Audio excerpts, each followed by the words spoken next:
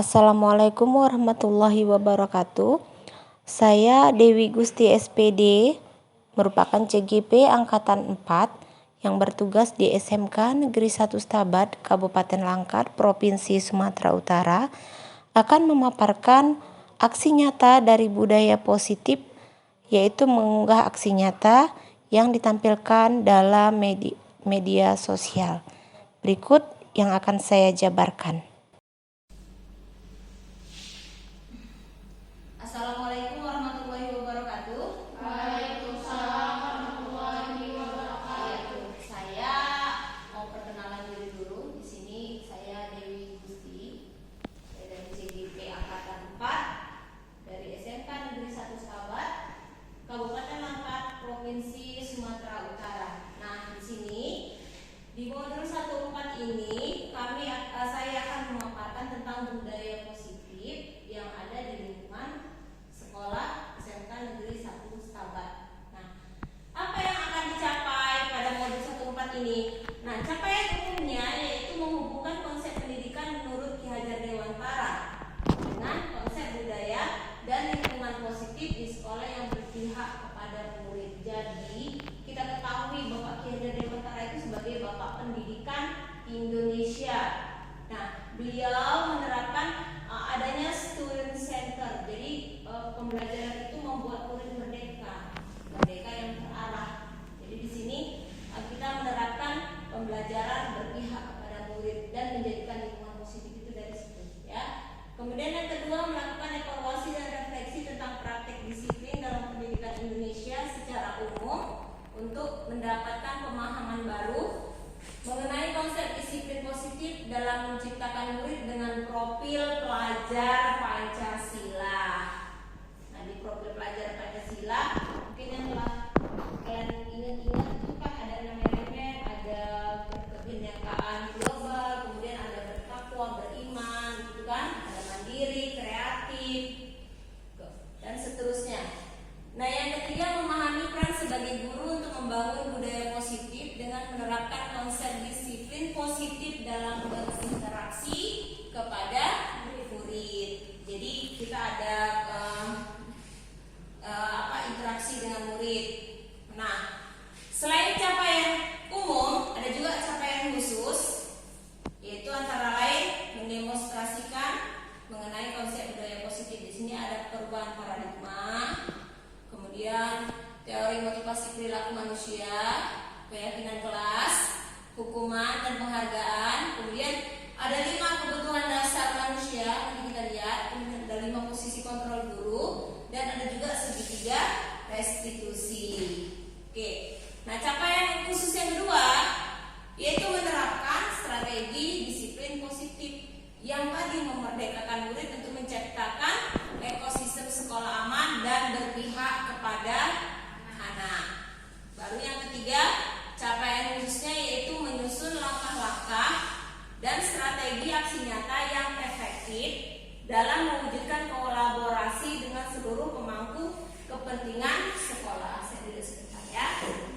Nah, kemudian capaian yang keempat yaitu bersikap reflektif dan kritis terhadap budaya di sekolah dan senantiasa mengembangkannya sesuai kebutuhan sosial dan emosional murid. Jadi di sini seorang guru itu harus bersikap reflektif, artinya kita lihat bagaimana sih cara guru mengajar, gitu kan, umpan baliknya lihat kepada siswa. Kemudian kritis terhadap budaya-budaya yang ada di sekolah.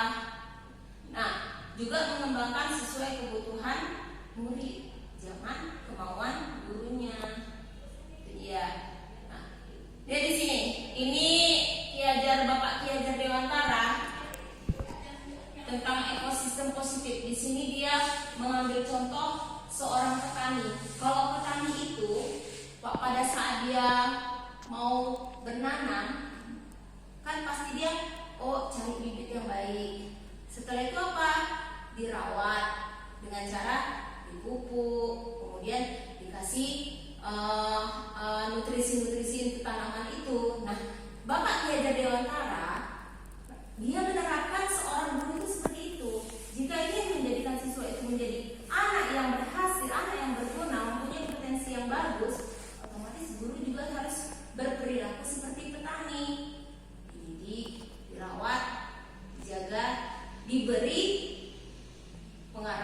aturlah nutrisi-nutrisinya agar menjadi murid yang berkompeten. Seperti itu. Jadi harus ada. Nah, kalau ada yang misalnya hama-hamanya gitu ya, pengganggu-pengganggu, itu bagaimana cara mengatasinya? Kalau bisa dihilangkan.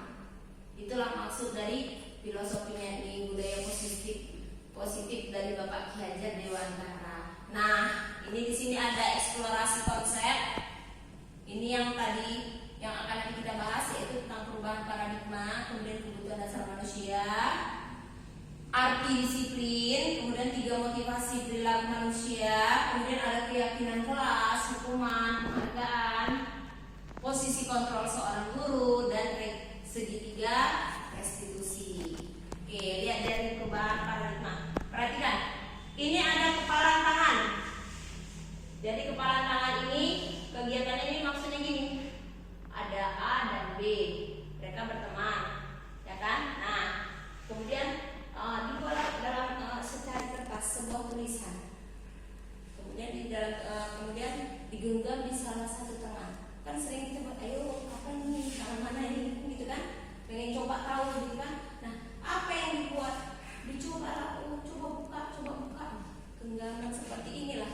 Dia akan mencoba dengan sekuat tenaga berbagai cara untuk memberikan benda yang ada di sini. Apa sih isinya? Gitu. Apa tulisannya? Itulah perubahan paradigma. Jadi harus ada tindakan yang sedikit memaksa gitu, agar terjadi perubahan ke arah yang lebih positif. Udah sama tangan itu terus ya udah nggak kasih, ya udah biarin aja, nggak seperti itu. Kira-kira kalau itu memang diperlukan, ya harus dibuka kan, harus tahu kita. Itulah dia perubahan paradigmanya. Nah, di sini ada perubahan paradigma itu menjadi teori kontrol. Ada ilusi kontrol. Bagaimana ilusi seorang guru mengontrol murid? Bagaimana ya? Dibayangkanlah. Kemudian ilusi bahwa kritik dan membuat orang merasa bersalah itu dapat menguatkan karakter anak ya.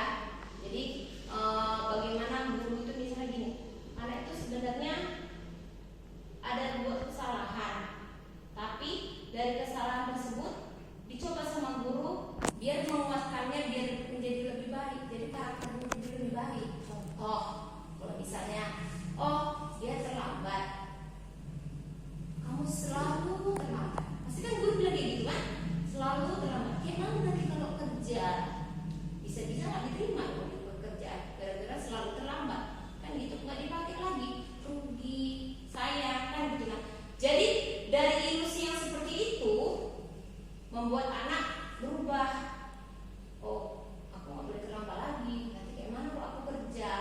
Pasti nggak akan ada orang yang mau menerima bekerja kan gitu. Jadi kita buat ilusi yang membuat orang merasa bersalah, akhirnya menguatkan karakter si anak. Kemudian juga ada ilusi untuk penguatan positif efektif. Pastinya kita seorang guru itu dia berpikir gini, bagaimana caranya ya agar membuat anak-anak itu menjadi selalu bagus, penguatan yang positif gitu kan, efektif dan akhirnya bermanfaat. Yang terakhir ada ilusi bahwa orang dewasa memiliki hak untuk memaksa. Ya contohnya orang tua kita, kalau kita bangun terlambat, nggak sholat, pasti dipaksa. Bangun sholat, gitu. Atau biasa kalau males makan kan. Kalau males makan pasti mamanya tuh ribut, makanlah. Kenapa? Dia punya hak gitu untuk memaksa. Tujuannya pasti ada tujuannya, biar anaknya tidak sakit, kan seperti itu. Nah, ini ada perubahan paradigma, yaitu stimulus menjadi respon. Ya di sini, bisakah kita mengontrol seseorang? Bisa nggak ya? Nah, bisa dibilang bisa, bisa juga nggak. Kita lihat ya. Stimulus respon. Kita mencoba mengubah agar orang berpandangan sama dengan kita. Banyak kita kayak gitu kan. Sebenarnya itu teorinya kita berusaha.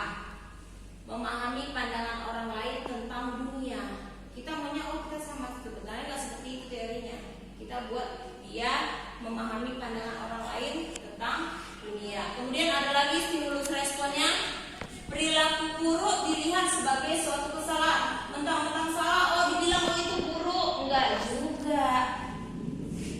Sebenarnya teori kontrolnya itu semua perilaku memiliki tujuan. Pastinya gitu. Misalnya kawan di kelas kita ada yang laki-laki, nanti dia gangguin kawan juga yang cewek. Sering itu gangguin. Padahal dia ada tujuan di situ. Apa tujuannya? Mau PDKT itu.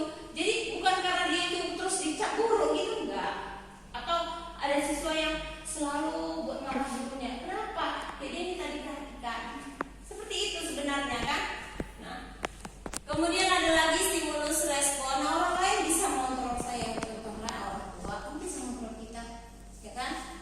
Nah, sementara teori kontrol itu sebenarnya hanya diri kita sendiri yang bisa mengontrol. Itu dia. Nah, inilah stimulus responnya. Oke. Di sini ada kebutuhan dasar manusia. Ada cinta kasih dan rasa memiliki atau dimiliki. Ini simbolnya love, belonging, ya kan? Kemudian dia ada kebutuhan penguasaan power. Ini disimbolkan dengan bintang, artinya kekuatan. Kemudian ada yang kebutuhannya itu hanya untuk kesenangan, main balon, ya kan, untuk senang-senang. Nah, ada yang membutuhkan untuk kebebasan atau freedom. Inilah kebutuhan dasar untuk bertahan hidup. Jadi di sini kebutuhan untuk bertahan hidup. Coba perhatikan dulu ya. Kita buat contoh di sini. Kalau misalnya tadi kan ada 4 ya. Ada yang membutuhkan kasih sayang, membutuhkan kekuatan, kemudian kebebasan dan kesenangan. Ya kan 4 ya. Kalau dibilang gini, ibu guru bilang aku tidak boleh bersenandung sewaktu mengerjakan tugas. Katanya kelas harus tenang, tidak ada suara. Padahal kan aku suka dan senang. Jadi kebutuhan apa di sini yang diperlukan si anak? Peran aku suka dan senang menyanyi. Berarti dia butuh apa? Kebebasan. Atau yang lain? Contohnya yang mana ya? Kebebasan ya, kita simpan dulu ya.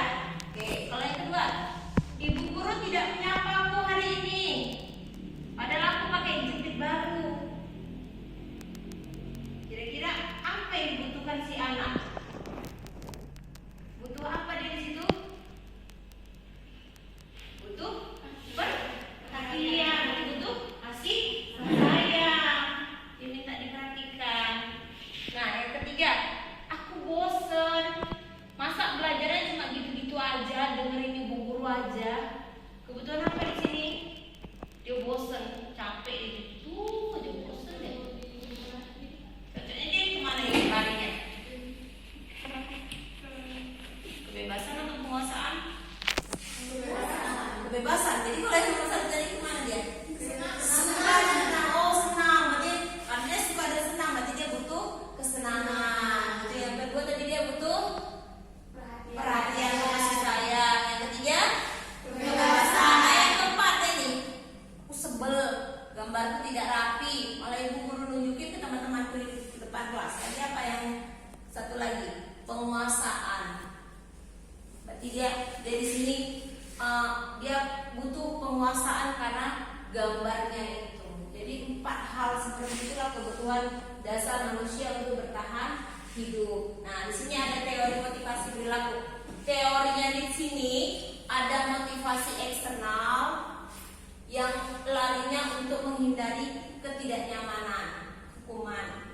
Ini, misalnya, aku jangan terlambat. Tugasku harus selesai nih.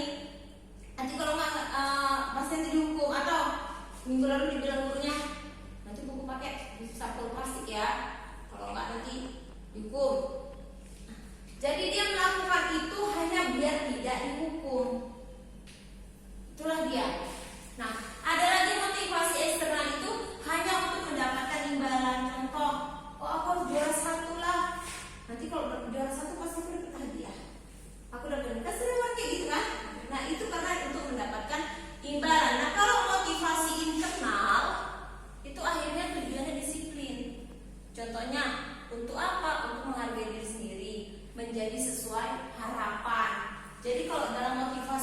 sekali itu, di situ tumbuh dari dirinya sendiri.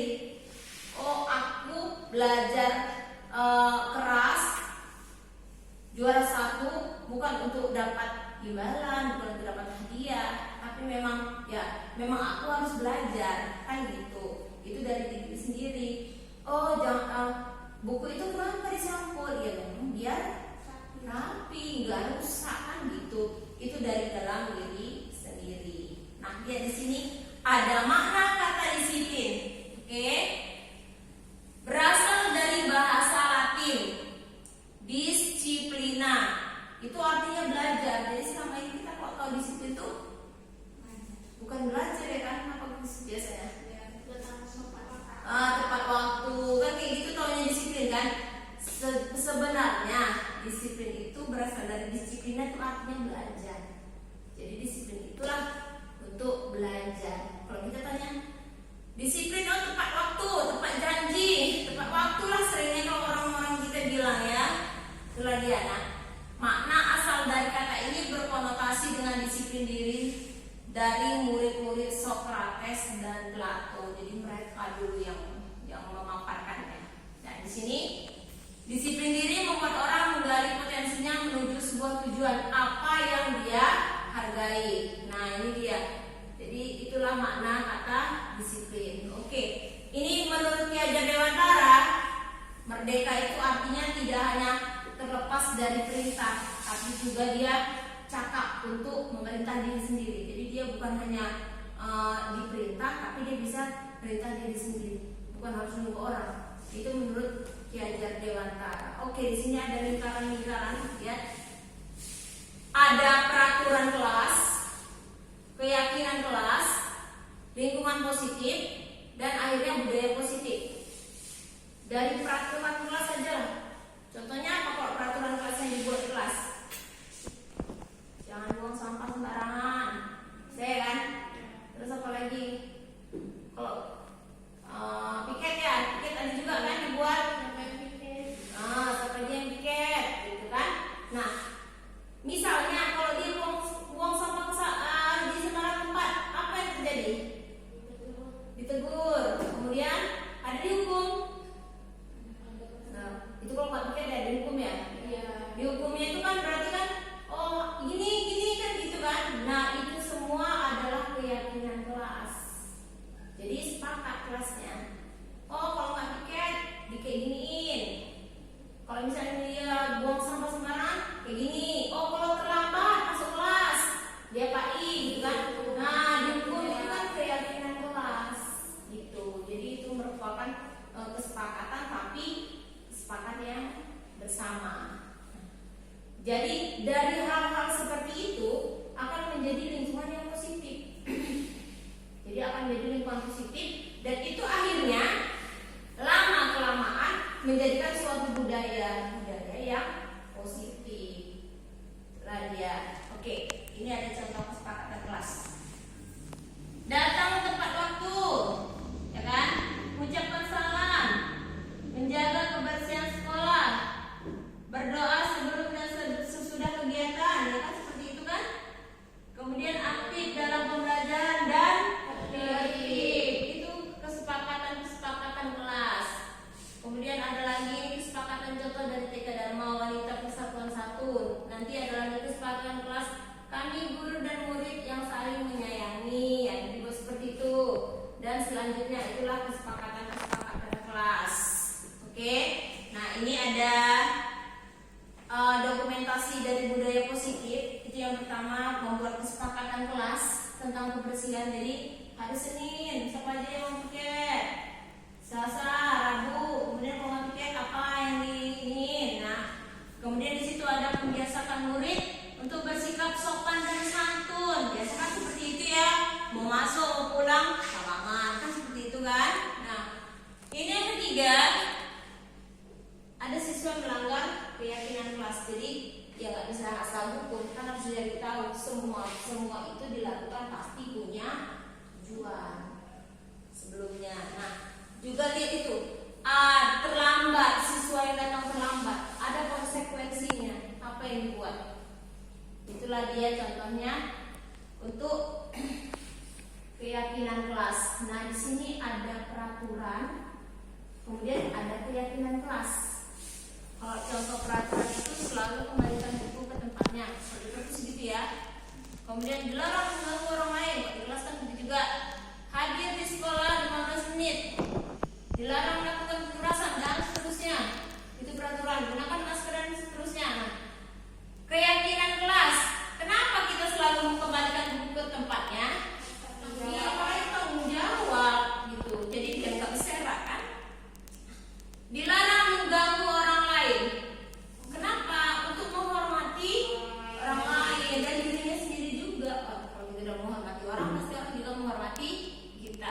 Hadir di sekolah 15 menit. Kalau terlambat di kelas, otomatis mengganggu kawan-kawannya ya kan? Seperti itu.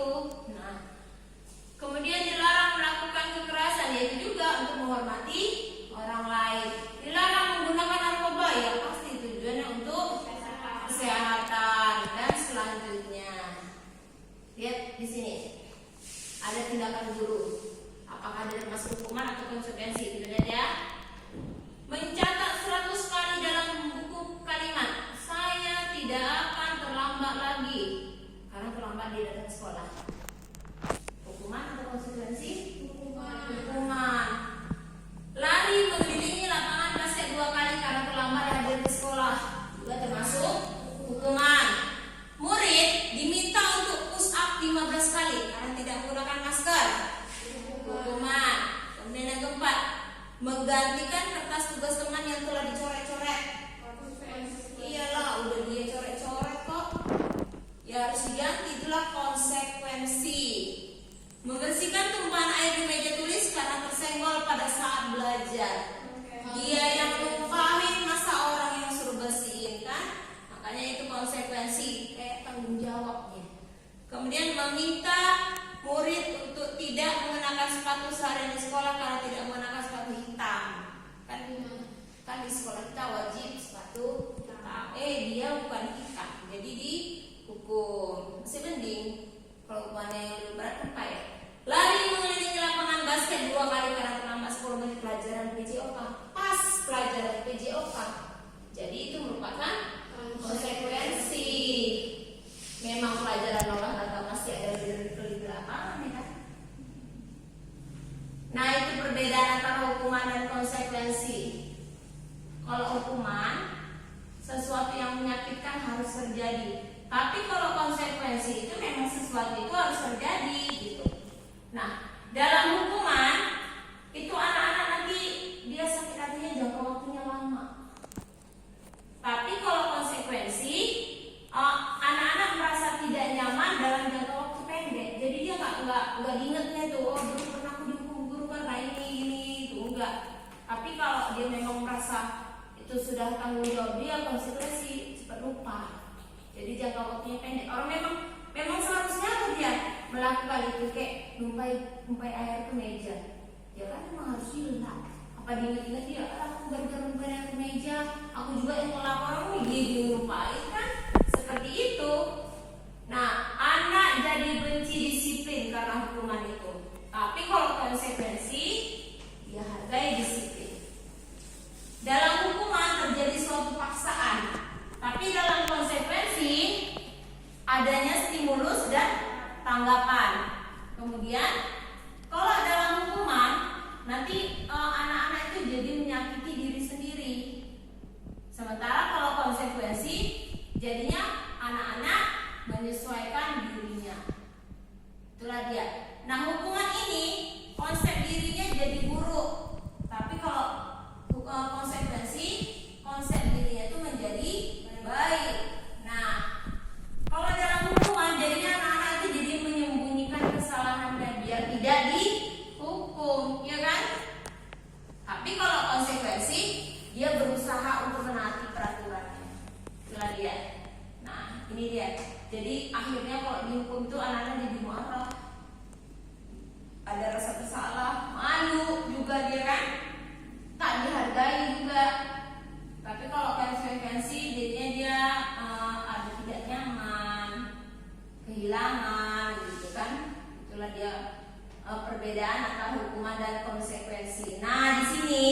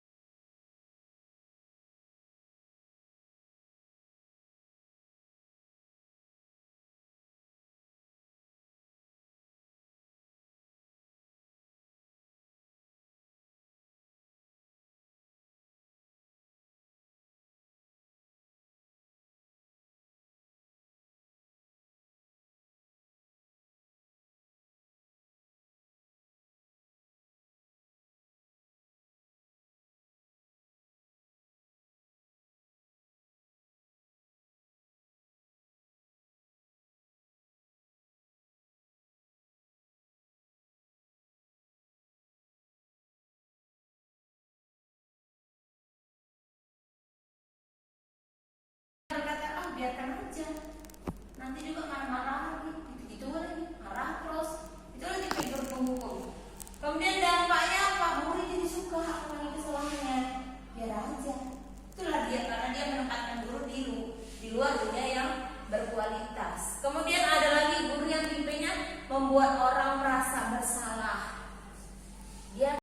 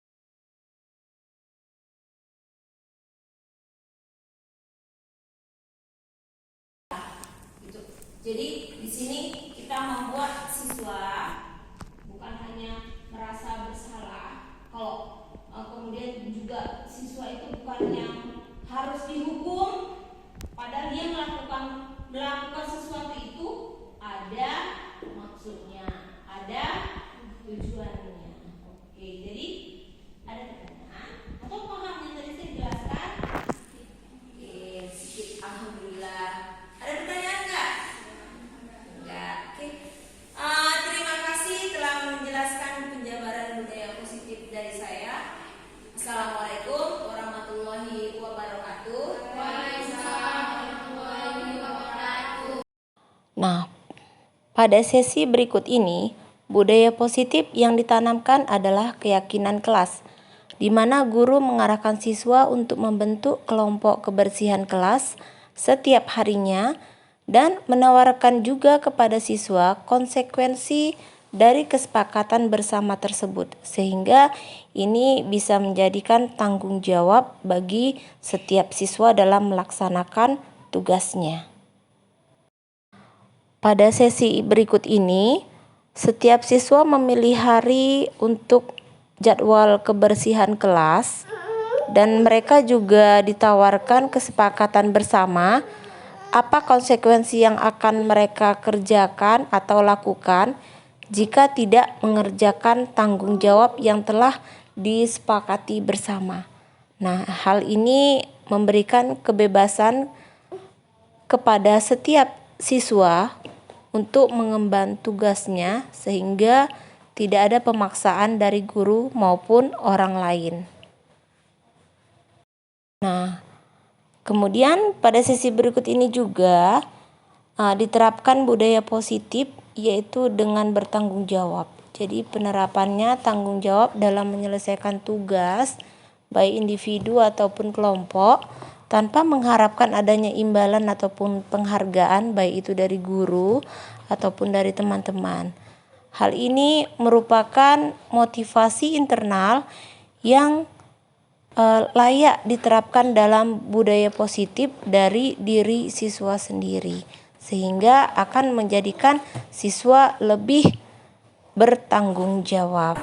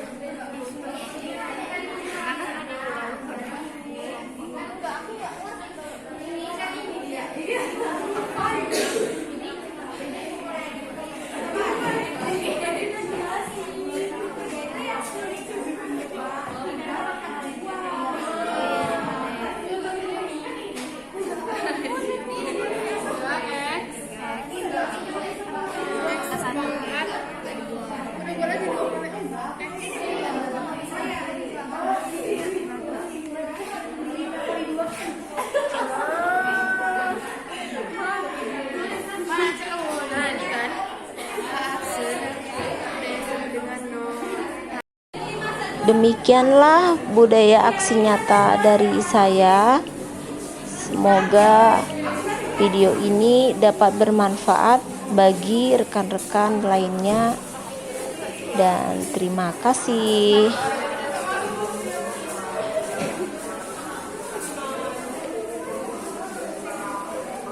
Baiklah anak-anak semua, tadi udah kita buat. Tadi kita udah buat kesepakatan kelas.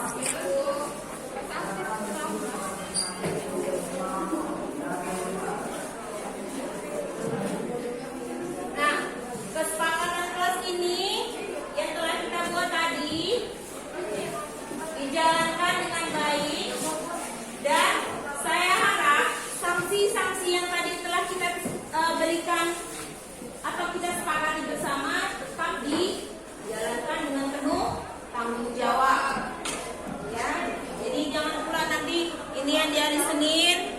ada 5 orang, 5-5 nggak piket. Oh, mentang-mentang cuma sanksinya seperti itu nggak dijalankan, tidak bisa seperti itu ya nak. Kamu udah kelas